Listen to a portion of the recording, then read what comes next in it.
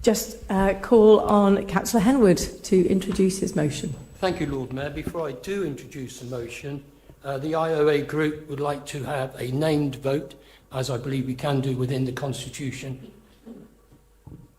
You can, but you have to have 10 councillors vote for that, to agree to that. So can I see all those councillors who would like this to be a named vote?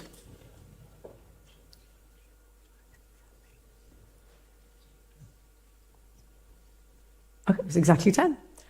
So a named vote it will be. Okay, over to you, Cllr Henwood. Thank you, Lord Mayor. I'm bringing this motion forward because residents, businesses and key workers across Oxford are telling us loudly and clearly that the current congestion scheme and current transportation policies are failing them. Fact, under Labour leadership, this council agreed to the Oxford Transportation Strategy in 2022. Fact, Labour, Lib Dems and the Greens publicly support the £70 bus filter fines and even describe the LTN scheme in the Air Quality Action Plan as an accomplishment. Fact, those same parties voted to make the LTN schemes permanent and continue to support the Workplace Parking Levy. From day one, Lord Mayor, this council has approved schemes that punish people rather than support them. These policies penalise parents on the school run, tradespeople carrying tools, carers visiting the elderly, teachers transporting books, and shift workers who cannot rely on buses to get to hospitals and care homes. Let's be absolutely clear. The £5 congestion charge is just the beginning. It will become a £70 bus filter fine next year. The same scheme, just under a different name. This is not transport planning. This is a tax on movement. And who will be hit hardest? Not the commuters from outside Oxford, but Oxford's own workers. The people who keep our schools, hospitals, charities and small businesses alive. Even our food banks, Lord Mayor, delivering the vital support to our poorest communities will face greater barriers. The Workplace Parking Levy is another example of punishing behaviour rather than supporting people. Compare it to the JR, Churchill and University hospitals, where parking charges are tiered by income.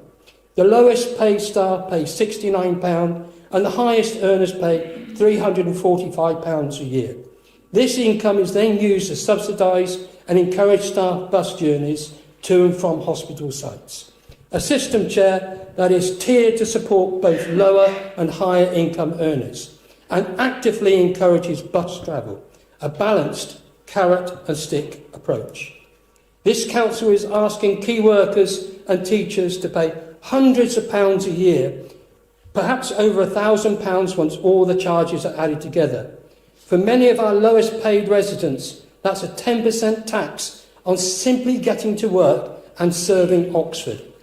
15,000 people work either directly or indirectly for the BMW plant, many on late shifts when no buses run.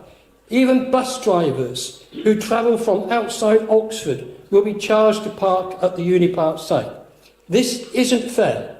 It's becoming a war on motorists, especially those who have no choice but to drive. We are told, particularly, that this is a modal change, a political stick to force people onto bicycles or public transport, regardless of age, health or circumstance. Chair, these schemes are not supported by the public.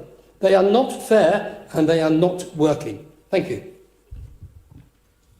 Thank you, Cllr Henwood. Cllr Yeatman, would you like to second the motion now or reserve your right to speak until the end of the debate? I'll reserve my right. Thank you. Thank you. In that case, I'll open it up to councillors. Do you please put your hand up if you'd like to speak?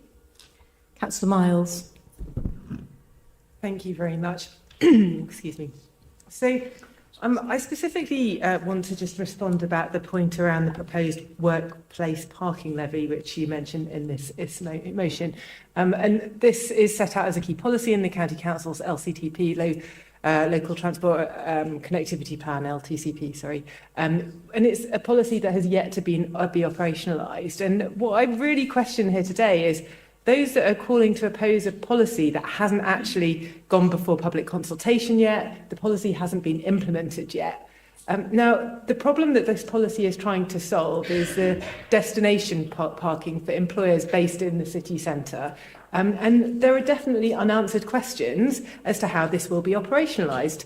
But I'm questioning, why are you not setting out the questions that you want answered as part of that public consultation process? And I also would like to just point out the inconsistency within this motion regarding your calling to support sustainable approaches to improving air quality in public transport. But as we've heard related earlier this evening, and I think you said so yourself, the City Council's draft air quality action plan is built around policies including the Workplace Parking Levy.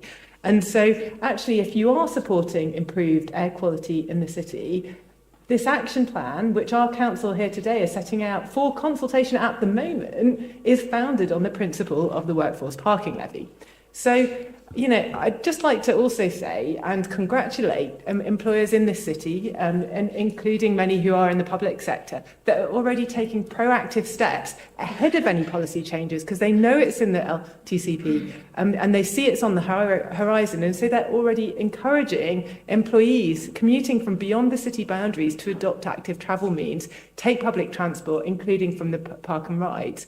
And you also talk about penalising parents on the school run. And I, as a parent of 3 children, I applaud all the efforts that address congestion so that school buses can move quicker. So parents don't have to do the school run. Children can take public transport or a school bus and get there independently and quicker. And particularly applaud all of the efforts that are being undertaken to make it safer for children to go by bike or walk to school independently, not relying on their parents to have to take them because it's safer for them to be able to do this. So I think you've probably guessed I won't be supporting your motion today. And I think really we need to ask questions about the operationalisation of the Workforce Parking Levy and understand the details of it before we start saying that you're against it. Hopefully I think you understand my point, and that's all from my side today. Thank you.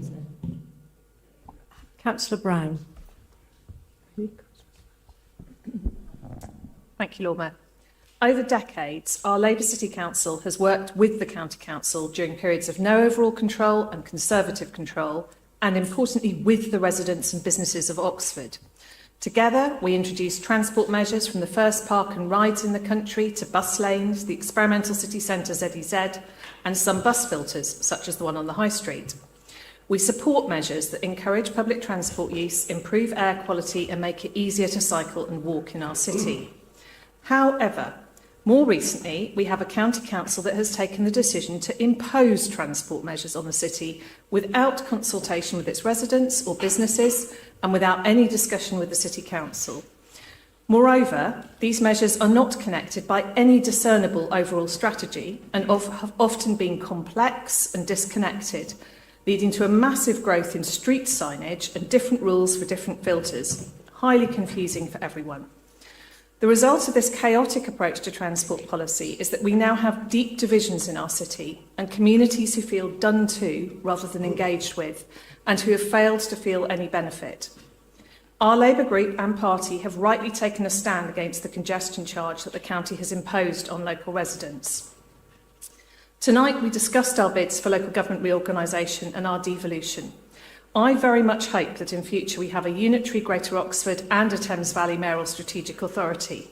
That would mean no more transport decisions imposed on the city without our consent. For the first time in 50 years, decisions on transport policy will be in the hands of local city residents through their directly elected representatives. As a Labour group, we are committed to taking action to reduce congestion, improve access to public transport, improve cycling and pedestrian safety, and make both easier. We also want to continue to see air quality in the city improve. But it's vital that we start those conversations again and rebuild trust and confidence, as well as getting genuine local input to ensure we have measures that work. We don't want to prejudge how those discussions might go. A workplace parking levy might be helpful in reducing car traffic, but there is no scheme to comment on currently. And there are also concerns about the possible impacts on schools, the NHS and BMW. Our concerns about the traffic filters on Marston Ferry Road and Holloway are well rehearsed and continue. Motions to council are not the way to address this. We need genuine reflection on the lessons learned from the myriad schemes the County Council has introduced already, including the congestion charge, and proper engagement with local residents and businesses. We will therefore be abstaining on this motion.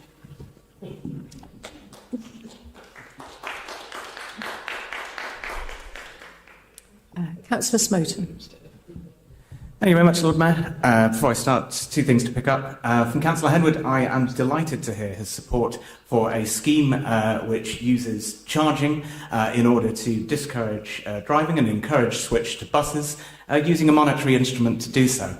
And I look forward to your hearty support for continued congestion charging at the County Council along the same lines. From Councillor Brown, I'm disappointed to hear complaints levelled there about things which are materially identical between the congestion charge scheme and the traffic filter scheme. It just doesn't wash to say that the congestion charge scheme was not consulted on when it is 90% the same as a scheme which had been developed over years and years and years between both councils over many different authorities. Now, councillors, 3 reasons to oppose this motion. Firstly, this motion opposes measures designed to address congestion, but it offers no alternatives. I notice it claims to support balanced approaches, but it does not venture a single example of one. We have a litany of schemes that the IOA opposes, but what does it support? I suspect I probably know the answer. The IOA sits alongside the county Tories, as we know, and we see the answer every day from Tory councils. You get schemes coming forwards that are notionally of benefit to buses or cyclists, just so long as not a single driver is inconvenienced. That means nothing but crumbs for cyclists, crumbs for bus riders, crumbs even for priority vehicles like the emergency services. Under IOA policy, it's pretty clear that the car is king and everybody else has to suck up the consequences. Secondly, councillors, this motion is the exact opposite of evidence-based policy. Fundamentally, we have got to make policy using rigorous estimates in advance and careful measurement once things are enacted. The congestion charge, which is a close cousin of the traffic filters, it went into force 4 weeks ago. So surely before slating the very concept, you might pause to find out the results. The whole purpose is to get our bus operators out of a congestion-driven vicious circle and into a virtuous cycle of more services, more reliable services. Before you pull the rug from underneath our bus operators, you might at least check. Meanwhile, the Workplace Parking Levy is a nascent scheme which is currently scheduled for 2028. If this is to be a principled objection and not just leaflet fodder, then surely we must at least read the full proposal, and we can't yet because it doesn't exist. Not that this has stopped, I note, the proposer from promoting a petition by writing, "I am now being asked to pay." In my view, using the word now to mean perhaps in 3 years is a stretch. Finally, and most briefly, I think it's telling that all the opposition from the IOA and others is about change and not absolutes. They're opposing congestion charging today because it discourages driving in the city centre, but the same principle would say let's open the high street to all cars, let's send cars down the Corn Market again. Yet we don't hear those things being said, and why not? It's because the change is the difficult bit and then the benefits accrue. And now, 25 years later, it would be unthinkable to throw those benefits away. Well, what would people say in 25 years from now? I suggest the scenario might be very similar. Councillors, please oppose this motion.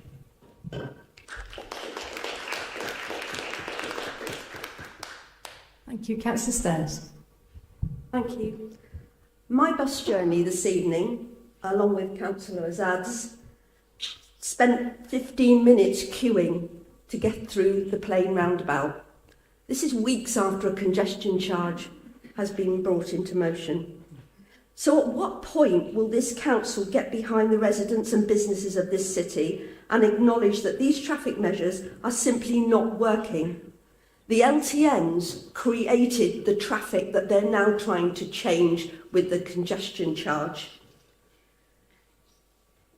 Residents have no faith In addition, they have no faith whatsoever in any consultations that the county councils do. Thank you. Thank you. Councillor Cllr.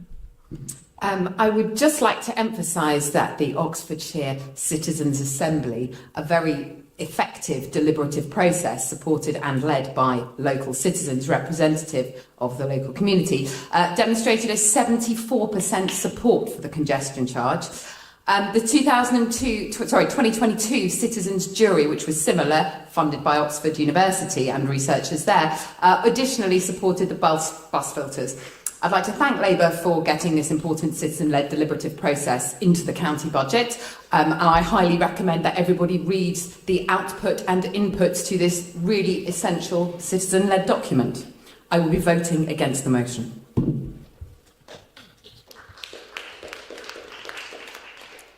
Thank you. Any more speakers? Councillor Raymond? Sorry, Councillor Raymond and then Councillor Malik. Thank you, Lord Mayor.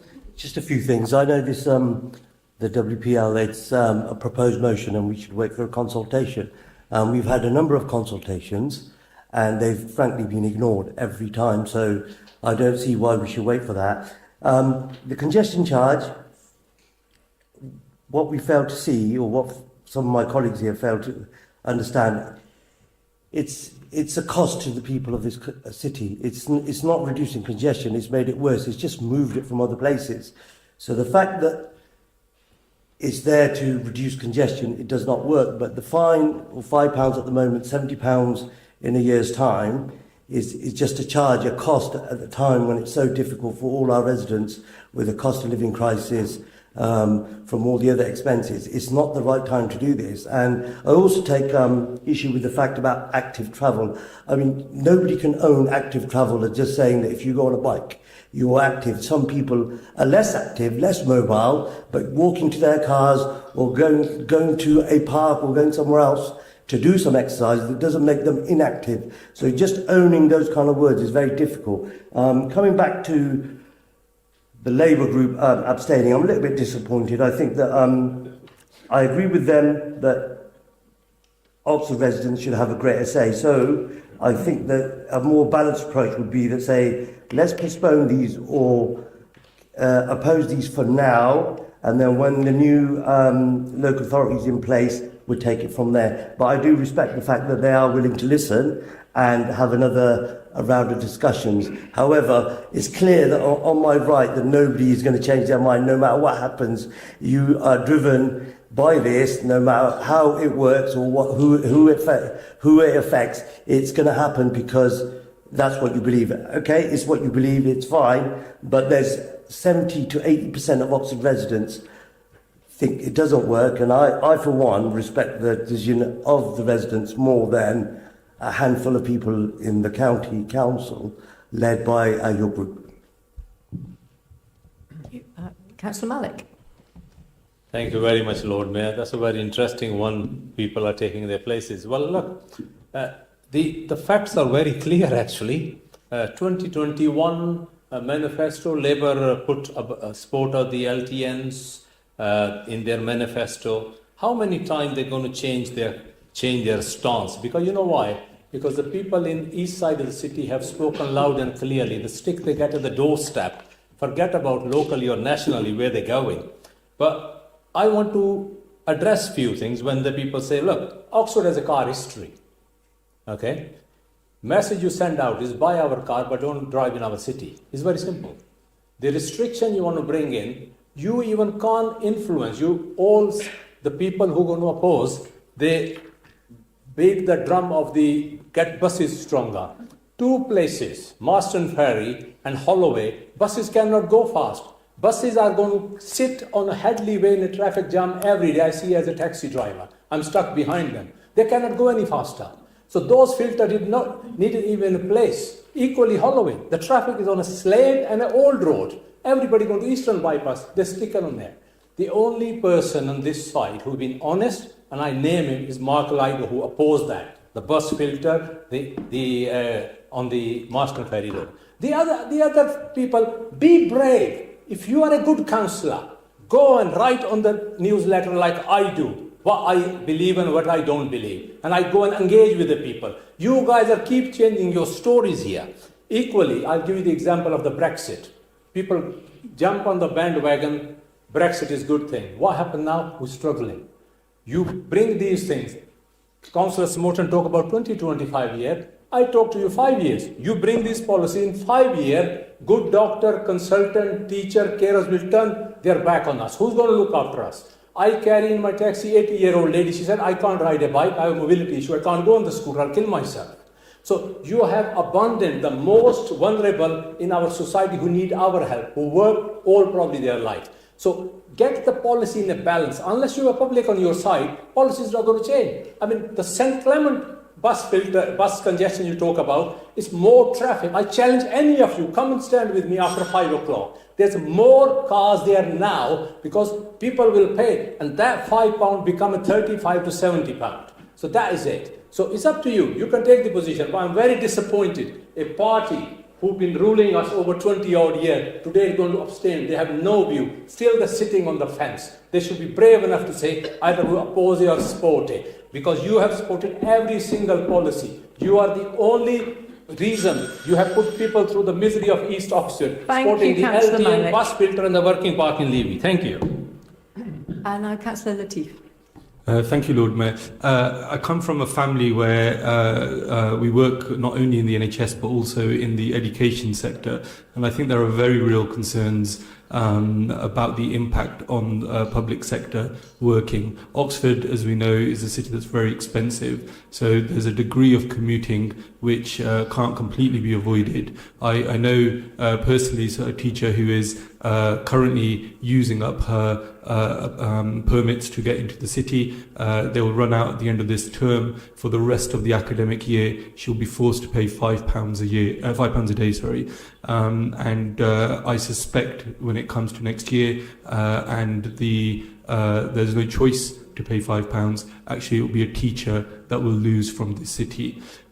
So just coming into the politics of it, so the Labour Party, we hear from the leader that we need to vote for a local government reorganisation which puts the power in the hearts of Oxford residents, and yet the leadership on the council can't even take a position on this matter and wants to abstain. I don't know that we're giving a voice to the residents of Oxford by abstaining on this matter.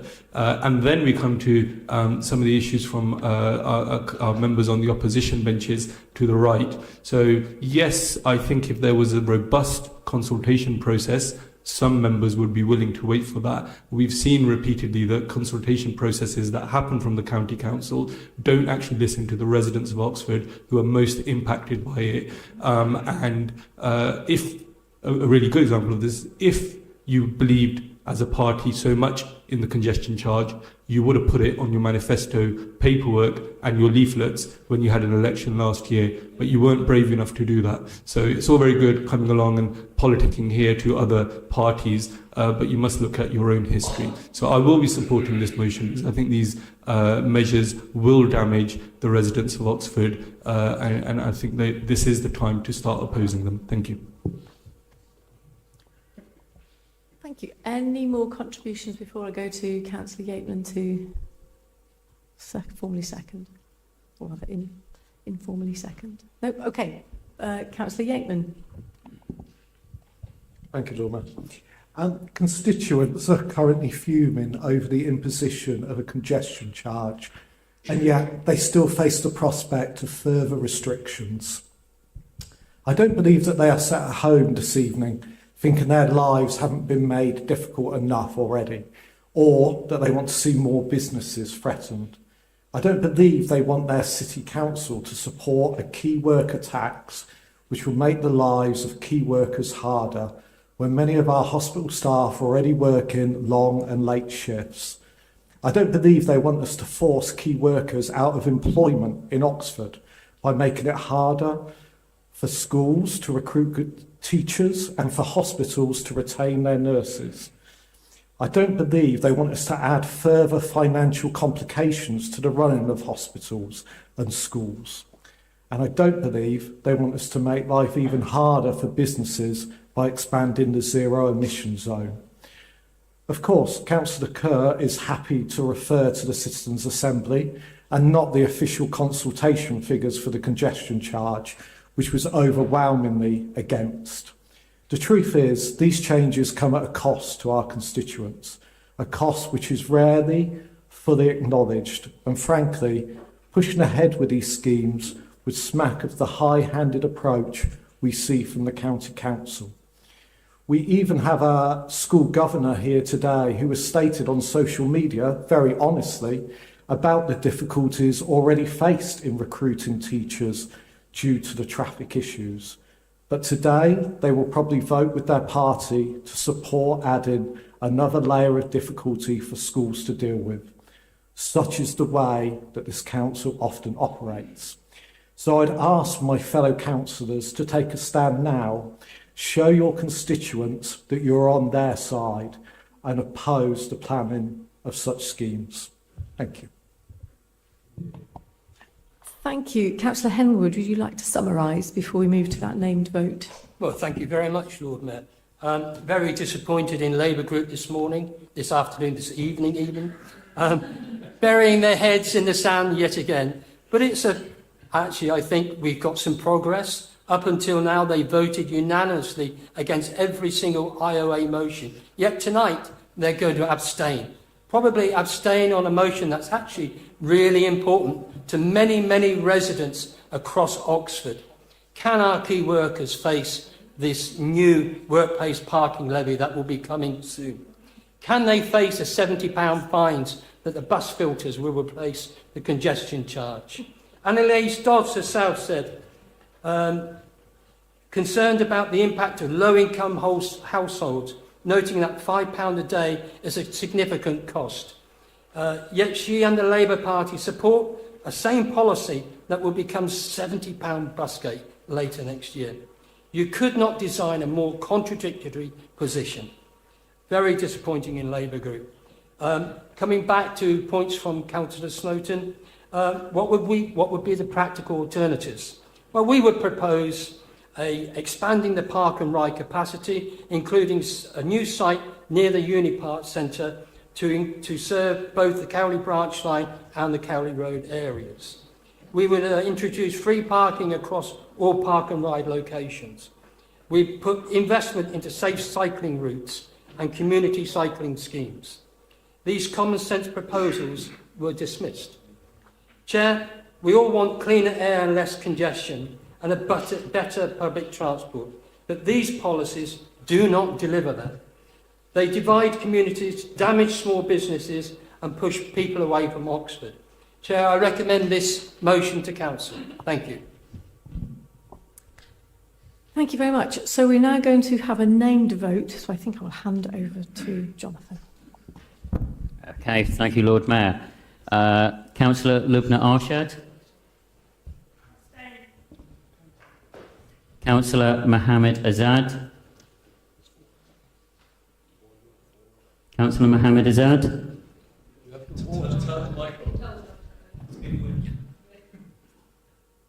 Four. Councillor Susan Brown. Abstain. Councillor Nigel Chapman. Abstain. Councillor Mary Clarkson. Abstain. Councillor Tiago Koresh. Abstain. Councillor Lizzie Diggins. Abstain. Councillor Hosnia Jafari Marbini. Abstain. Councillor James Fry. Abstain.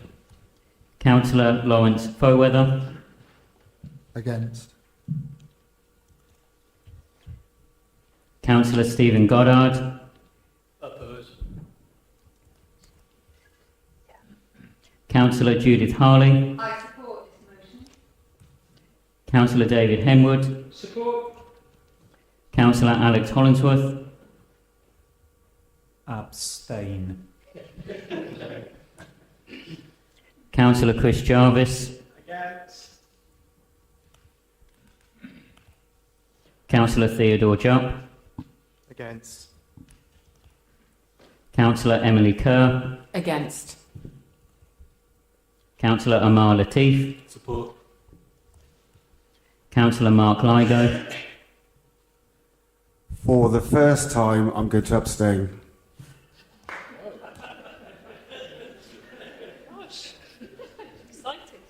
Councillor Sajid Malik. Sport. Councillor Catherine Miles. Against. Councillor Max Morris. Against. Councillor Lois Muddyman. Against. Councillor Edward Mundy.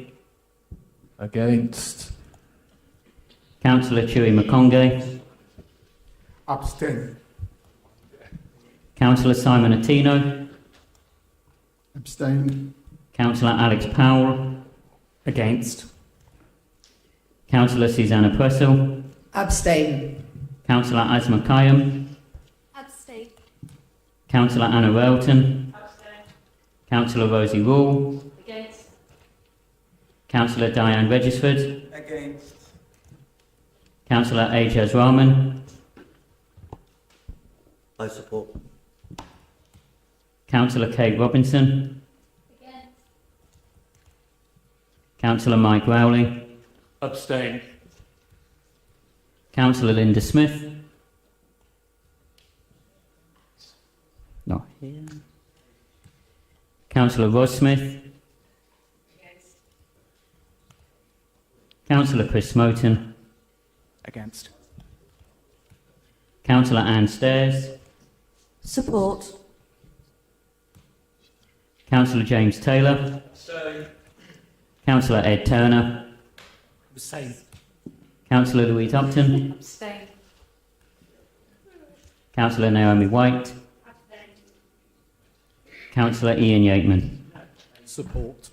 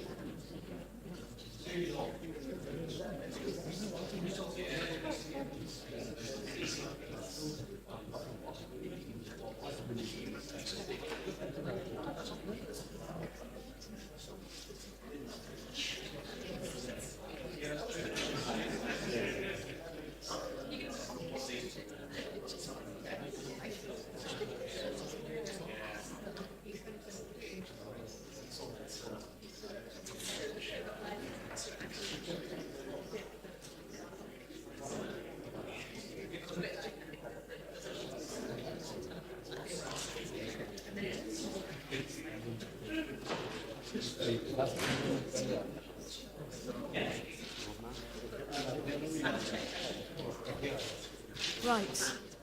Sure you were on tenterhooks. The result is, I'm afraid the motion has fallen. There were only 8 voting in favour, 15 against and 20 abstentions. Which